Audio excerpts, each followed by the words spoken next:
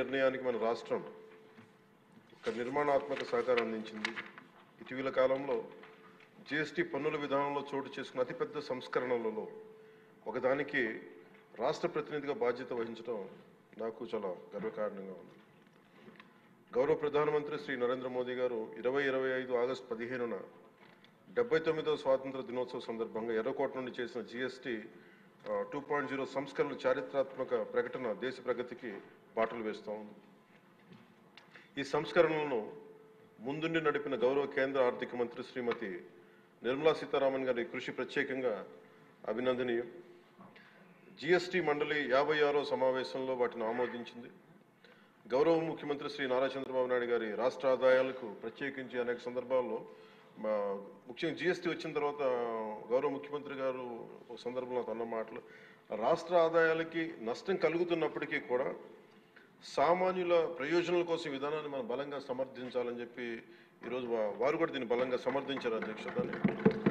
ఎందుకంటే మనకి ఆర్థిక ఆటుపోట్లని చూస్తూ కూడా వచ్చే ఆదాయం తగ్గిపోతున్న జీఎస్టీ సంస్కరణల వల్ల, కానీ దాన్ని ఇంకొకలాగా దాన్ని ఎలా పూడ్చుకోవాలని తెలిసి ఆయన ముందుండి దీన్ని మద్దతు తెలిపినందుకు వారికి నా కృతజ్ఞతలు తెలియజేస్తాను.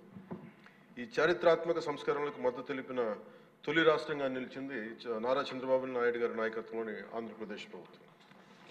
జీఎస్టీ పన్నుల విధానాన్ని సులభతరం చేయడం ద్వారా సాధారణ ప్రజలకు ప్రత్యక్ష లాభాన్ని చేకూర్చి వ్యాపారులపై పన్నుల భారాన్ని తగ్గించి పన్ను వ్యవస్థలో పారదర్శకతను పెంచుతోంది. ఈ చారిత్రాత్మక సంస్కరణల పన్నుల విధానాన్ని సులభతరం చేసి వ్యాపార పరిశ్రమల అభివృద్ధికి సహకరిస్తుంది.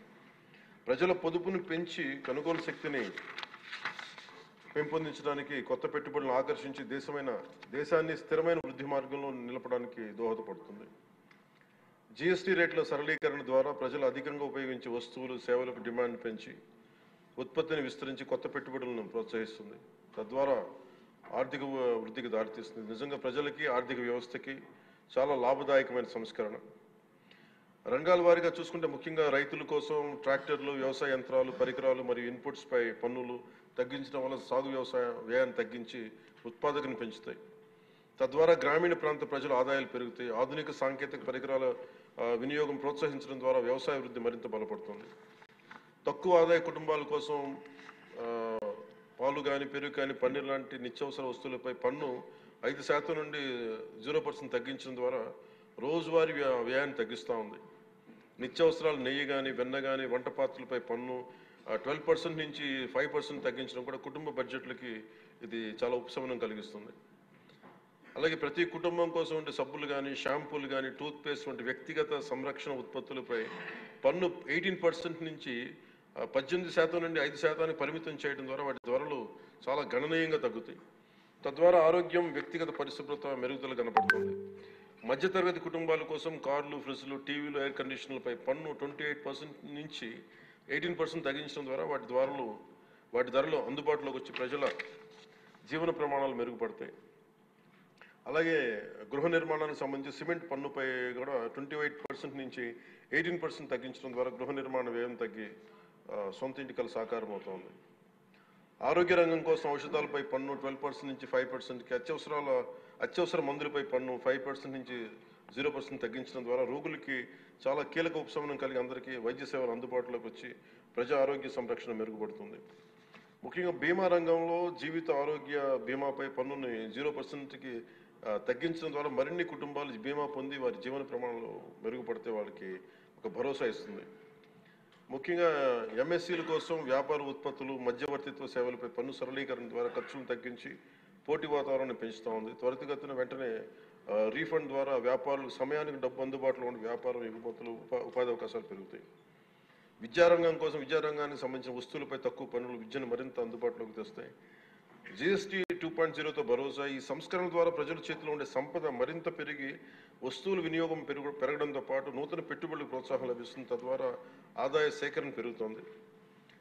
వాణిజ్య పరిశ్రమలకి సంబంధించి జీఎస్టీ సంస్కరణ విజయవంతమైన అమలు సహకరించిన అన్ని వాణిజ్య సంస్థలు, వ్యాపార సంఘాలు, పరిశ్రమ సంఘాలకు ఆంధ్రప్రదేశ్ శాసనసభ హృదయపూర్వక కృతజ్ఞతలు తెలుపుతోంది. ప్రజలకు లబ్ధి చేరేలా చేసిన ఈ భాగస్వామ్యం సమగ్ర వృద్ధిలో సాధనలో కీలకం. ఈ అవగాహన కార్యక్రమం ముఖ్యంగా జీఎస్టీ సంస్కరణ లాభాలు ప్రతి కుటుంబానికి చేరుకోవడానికి ఇది ఒక కార్యక్రమం చేపట్టాలని అందరం కోరుకుంటా ఉన్నారు అధ్యక్ష. జిల్లా నుంచి గ్రామ స్థాయి వరకు ఈ అందరికీ తెలిసేలాగా మరింత ఏమేమి తగ్గుతాయి, ఏవి బెనిఫిట్స్ ఉన్నాయి, ఇవన్నీ ప్రజలందరికీ తెలియజేసే ఒక కార్యక్రమం ఖచ్చితంగా రూపొందించాలి. దాని మీద మేము కోరుకుంటా ఉన్నాం. అలాగే ఈ రెవెన్యూ కానీ కమర్షియల్ ట్యాక్స్ పంచాయతీ అధికారులు గ్రామ స్థాయిలో ప్రజలకు నేరుగా కలిసి వాళ్ళకి మమేకం వాళ్ళకి ఎలా లబ్ధి చేకూరుతుందో అది కూడా చెప్పగలగాలి. పరస్పర అవగాహనతో పాటు పలు మీడియా వేదికల ద్వారా విస్తృత ప్రచార కార్యక్రమాలు చేపట్టాల్సిన అవసరం ఉంది. ఈ కార్యక్రమం ప్రధాన లక్ష్యం ప్రతి కుటుంబం జీఎస్టీ సంస్కరణల గురించి తెలుసుకుని వాటిని లాభాలు పొందాలని మనస్ఫూర్తిగా కోరుకుంటూ ఆంధ్రప్రదేశ్ ప్రభుత్వం ఈ చారిత్రాత్మక మార్గదర్శక సంస్కరణలు ఆహ్వానిస్తూ ప్రజల ఆర్థికాభివృద్ధి కోసం వాటి విజయవంతమైన అమలుకు సంపూర్ణ మద్దతు ప్రకటిస్తోంది. థ్యాంక్ యూ అధ్యక్ష. జై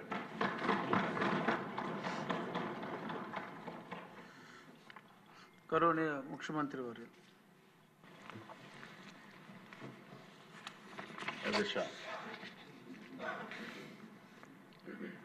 ఈరోజు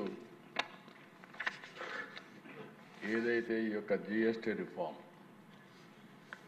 ఇప్పటికే చాలామంది సభ్యులు మాట్లాడారు. ఫైనల్గా డిప్యూటీ సీఎం గారు కూడా దీని గురించి మాట్లాడారు. నేను సభ్యులకే కాకుండా రాష్ట్రంలో ఉండే ప్రజలకు కూడా అర్థం కావాల్సిన అవసరం ఉంది. ఇది ఏ విధంగా పేదల జీవితాల్లో ఒక ప్రభావం చూపబోతుంది, అదే కాకుండా ఇండస్ట్రీకి ఏ విధంగా ఉపయోగపడుతుంది, నెక్స్ట్ జనరేషన్ రిఫార్మ్స్ అంటే ఏ విధంగా ఆర్థిక వ్యవస్థ ముందుకు పోతుందో అవన్నీ చెప్పడానికి నేను ప్రయత్నం చేస్తున్నాను. అధ్యక్ష, ఈరోజు నా సుదీర్ఘ రాజకీయ అనుభవంలో నేను మొట్టమొదటిసారిగా సిఎస్టీ చూశాను. అప్పుడు కమర్షియల్ ట్యాక్సెస్ అన్నీ ఉండేటివి. ఆ తర్వాత 94లో నేను ఫైనాన్స్ మినిస్టర్ అయినప్పుడు ఫస్ట్ టైం కొత్తగా యూరోప్ అంతా కూడా కామన్ కరెన్సీ వ్యాట్ ఒకటి వచ్చింది. దాన్ని అధ్యయనం చేయడానికి గవర్నమెంట్ ఆఫ్ ఇండియా ఒక కమిటీ వేసి గ్రూప్ ఆఫ్ చీఫ్ మినిస్టర్స్ని వివిధ దేశాలు యూరోప్ అంతా తిరిగి రమ్మని చెప్పి మమ్మల్ని పంపించారు. అప్పుడు స్టడీ చేశాం. అది వాల్యూ అడిషన్ ట్యాక్స్ వచ్చింది.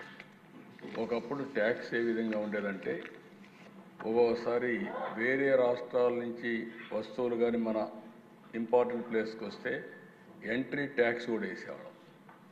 అది మొట్టమొదటిసారిగా ముంబైలో స్టార్ట్ అయ్యింది. అది స్టార్ట్ అయితే దాన్ని మేము స్టడీ చేసి మనం కూడా దాన్ని ఉపయోగించుకొని అడిషనల్గా వేసే పరిస్థితికి వచ్చాం. దగ్గర దగ్గర 17 రకాల ట్యాక్సులు, 13 రకాల సర్ఛార్జీలు, ఎప్పుడు వీలైతే అప్పుడు డబ్బులు లేకపోతే ఇంకో ట్యాక్స్ వేయడం, ఇది ఒక అలవాటుగా పెట్టుకొని ట్యాక్స్ అనేది ఒక కాంప్లికేట్ చేసి వదిలిపెట్టాం. మొట్టమొదటిసారిగా 2000లో వాజ్పేయి గారు ప్రధానమంత్రిగా ఉన్నప్పుడు జిఎస్టీ తీసుకురావాలని ఆలోచన చేశారు. ఆ తర్వాత వచ్చిన గవర్నమెంట్ ఏం పట్టించుకోకపోతే మొట్టమొదటిసారిగా నరేంద్ర మోడీ గారు ప్రధానమంత్రి అయిన తర్వాత ఇప్పటికి కూడా జ్ఞాపకం, ఆ రోజు అరుణ్ జైట్లీ గారు ఫైనాన్స్ మినిస్టర్, ఆయన అందరితో మాట్లాడి అవసరమైతే మీకు నష్టం వస్తే నష్టం కూడా మేము భర్తీ చేస్తామని చెప్పి కన్విన్స్ చేసి మొట్టమొదటిసారిగా జిఎస్టీ తీసుకొచ్చారు. ఆ జిఎస్టీ వచ్చిన తర్వాత దిశ ఒక గేమ్ చేంజర్గా తయారైంది. అవన్నీ నేను చూపిస్తాను. ఈరోజు నెక్స్ట్ రిఫార్మ్ జిఎస్టీ రెండో రిఫార్మ్ తీసుకొచ్చారు. ఇది మీరు ఒకసారి చూస్తే నాకు ఏమాత్రం అనుమానం లేదు. నేను ఎప్పుడు కూడా దేశ రిఫార్మ్ అంటే నేను ముందుంటాను. అది నా జీవితంలో ఇప్పుడే కాదు, మొట్టమొదటి ఒక ఆర్థిక సంస్కరణలన్నా, ట్యాక్స్ రిఫార్మ్స్ అన్నా, టెక్నాలజీ రిఫార్మ్స్ అన్నా నేను ముందుంటాను. చాలాసార్లు ఒక విషయం చెప్పాను, మనందరం గుర్తుపెట్టుకోవాల్సింది అభివృద్ధి జరిగితే సంపద సృష్టించబడుతుంది. సంపద సృష్టిస్తే ప్రభుత్వానికి ఆదాయం వస్తుంది. ఆదాయం వస్తే ఆ ఆదాయంతో సంక్షేమం మళ్ళీ అభివృద్ధి చేయడానికి అవకాశాలు వస్తాయి. మొన్న ఢిల్లీ మీటింగ్లో కూడా నేను చాలా స్పష్టంగా చెప్పాను, ఎవరైతే సంపద సృష్టించలేరో వాళ్లకు సంక్షేమం ఇచ్చే అధికారం కూడా లేదు. అప్పులు చేసి సంక్షేమ కార్యక్రమాలు ఇస్తే అది సస్టైనబుల్ కాదనేది నా ప్రగాఢమైన నమ్మకం. నా సుదీర్ఘ రాజకీయంలో ఇదే ప్రాక్టీస్ చేశాను. అందుకే ఈ రిఫార్మ్ వస్తే మా ఫైనాన్స్ మినిస్టర్ గారు, మా ఫైనాన్స్ సెక్రటరీ గారు అందరూ వచ్చి, సార్ మనకు నష్టం వచ్చేస్తుంది, చాలా ఇబ్బందులు వస్తాయి, ఆర్థికంగా ఇబ్బందులు పడతామంటే, ఆర్థిక ఇబ్బందుల తర్వాత ఫస్ట్ దేశం, రాష్ట్రం ముఖ్యం. మనం అంతా కూడా లాంగ్ టర్మ్ రిఫార్మ్ చూడాలి. It will be A game changer, don't object. First మీరు వెళ్ళి సపోర్ట్ చేయమని చెప్పిన వ్యక్తి నేనని చెప్పి కూడా నేను తెలియజేస్తున్నా. ఆ పని చేశాను. అయితే దీంట్లో సైలెంట్ ఫీచర్స్ ఒకసారి చూస్తే మనం నెక్స్ట్ ఈరోజు వచ్చిందంతా కూడా, ఇంత మునుపంతా కూడా ఒక కాంప్లెక్స్ కానీ 4 టైర్ సిస్టమ్ ఉండేది. ఆ 4 టైర్ సిస్టంలో 5, 12, 18, 28 ఇందులో కూడా ఒకే ప్రోడక్ట్కి సంబంధించిన వేరియస్ బై ప్రోడక్ట్స్ వస్తే ట్యాక్సేషన్ మార్చేసేవాళ్ళు, వేరే స్లాబ్కి పోయేది. దానివల్ల ఎక్కడికక్కడ కాంప్లికేట్ చేసి లేనిపోని సమస్యలు ట్యాక్స్ పే చేయడం కానీ, అధికారులు వీళ్ళని ఎరాస్ చేయడం కానీ, ఇలాంటి కాంప్లికేషన్స్ అన్నీ ఉండేటివి. ఈరోజు చాలా సింపుల్గా 5 టైర్ స్ట్రక్చర్ని 2 స్లాబ్లు 5, 18 దీనివల్ల 140 కోట్ల మందికి నాకు ఏమాత్రం లేదు, ప్రతి ఒక్కరికి లాభం కలుగుతుందని మరొక్కసారి ఘంటాపదంగానే మీ అందరికీ చెప్పేస్తున్నాను.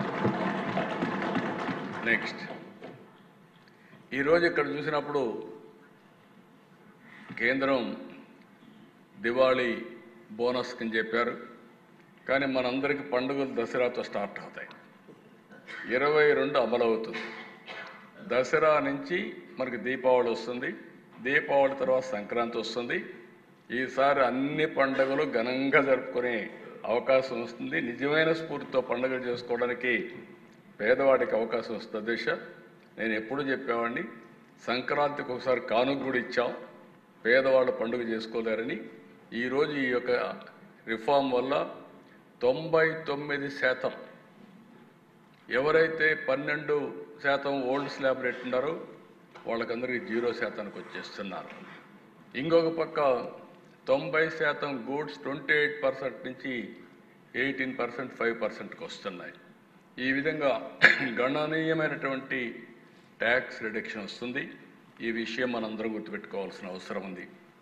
నెక్స్ట్ ఈరోజు ఇక్కడ దశ ఓసారి మనందరం చూస్తే కొంతమంది బోల్డ్ రిఫార్మ్స్ చేయగలుగుతారు. బోల్డ్ రిఫార్మ్స్ చేసిన వ్యక్తి నరేంద్ర మోడీ గారు. ఆయన ముఖ్యమంత్రిగా ఉన్నప్పుడు నేను చూశాను, ఆయన ప్రధానమంత్రిగా ఉన్నప్పుడు చూశాను. 2 సార్లు కూడా ఏదొచ్చినా కూడా అనునిత్యం ఆలోచిస్తారు. నూతనత్వం ఉండాలి, రిఫార్మ్ ఉండాలి, ప్రజలకు ఉపయోగపడే మంచి కార్యక్రమం ఏం చెప్పినా ఇమీడియట్గా యాక్సెప్ట్ చేసే వ్యక్తి. అందుకే 11 సంవత్సరాల్లో ఆయన చేసిన నిర్ణయాలు మీరు చూస్తే, ఒకప్పుడు దగ్గర ఇండైరెక్ట్ ట్యాక్స్ పేయర్స్ 132% పెరిగారు ఆయన తీసుకున్న రిఫార్మ్ వల్ల. అంటే 2017లో 65 లక్షలుంటే ఈరోజు 1,51,00,000 మంది ఇండైరెక్ట్ ట్యాక్స్ పేయర్స్ వచ్చారు. ఇంకొక పక్క దిశ జిఎస్టీ రిసీప్ట్స్ ఒకసారి మీరు చూస్తే 207% ఇంక్రీజ్ అయింది. అది కూడా 2018లో 7.19 లక్షల కోట్లుంటే ఈరోజు 22,08,000 కోట్ల రూపాయలు జిఎస్టీ ద్వారా వస్తూ ఉంది. 18% యావరేజ్ గ్రోత్ రేట్ CAGR. ఇది ఒక చరిత్ర అని చెప్పి కూడా నేను మీకు తెలియజేస్తున్నా. అలాంటి బోల్డ్ రిఫార్మ్ ఇది. వారిని మనస్ఫూర్తిగా మనం అభినందించాల్సిన అవసరం ఉంది. నెక్స్ట్ ఈరోజు దిశ 1 nation 1 vision A victory for cooperative federalism. నేను ఈ మాట ఎందుకు వాడుతున్నానంటే, ఓసారి కొంతమంది ట్యాక్స్ రిఫార్మ్స్ అంటే మన అధికారం పోతా ఉంది, మనం కూడా ట్యాక్స్ వేసుకోవచ్చు, ఎందుకు ఈ ట్యాక్స్ వేసే అధికారం వేరే సెంటర్కి ఇస్తున్నారు, ఇలాంటి నాకు కూడా చాలామంది ఇంటలెక్చువల్స్ కూడా చెప్పారు, మీరు అధికారం కోల్పోతున్నారని. నాకు అధికారం కాదు, శాశ్వతంగా ప్రజలకు అధికారం ఇవ్వాలనేదే నా ధ్యేయం. అందుకే 1 నేషన్ 1 విజన్ ముందుకెళ్ళామని చెప్పి కూడా నేను తెలియజేస్తున్నా. దీనివల్ల యునానిమస్గా కన్సెన్సస్ బిల్డప్ చేశారు ఆల్ స్టేట్స్లో. రెండోది ఒక పొలిటికల్ మెచ్యూరిటీ ఏదైతే ఎన్డీఏ గవర్నమెంట్ చూపించిందో, ఎక్కడా డిసెంట్ లేకుండా అన్ని రాష్ట్ర ప్రభుత్వాలని కన్విన్స్ చేసి రిఫార్మ్ తీసుకొచ్చారు.